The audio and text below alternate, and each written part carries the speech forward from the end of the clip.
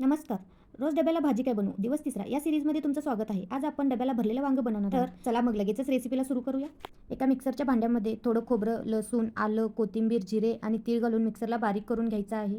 आणि आता एका प्लेटमध्ये शेंगदाण्याचा कूट घ्यायचा आहे व त्यामध्ये मीठ पाव चमचा, लाल तिखट पाव चमचा व साखर चिमूटभर घालून थोडे थोडे पाणी घालून मसाला तयार करून घ्यायचा आहे. मसाला तयार झाला की तोच मसाला सगळ्या वांग्यांमध्ये भरून घ्यायचा आहे. आता कढईमध्ये तेल गरम करून मसाल्यांची फोडणी द्यायची व मसाला भरलेली वांगी भाजून घ्यायची आहेत. वांगी भाजल्यानंतर त्यामध्ये तयार केलेले वाटण घालायचे. वाटण छान भाजून घ्यायचं. वाटण भाजून झाले की शेंगदाण्यांचा मसाला घालायचं व तोही छान मिक्स करून घ्यायचा आहे. आता इथे लाल तिखट घालून मिक्स करून घ्यायचं आहे.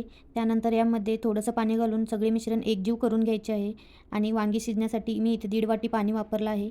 आणि चवीनुसार मीठ घालून थोडीशी कोथिंबीर घालायची आहे वरती व 5 मिनिटे वांगी शिजण्यासाठी झाकून ठेवायचं आहे. भाजी खूप मस्त झाली आहे. जर रेसिपी आवडली असेल लाईक, शेअर, सबस्क्राईब करा.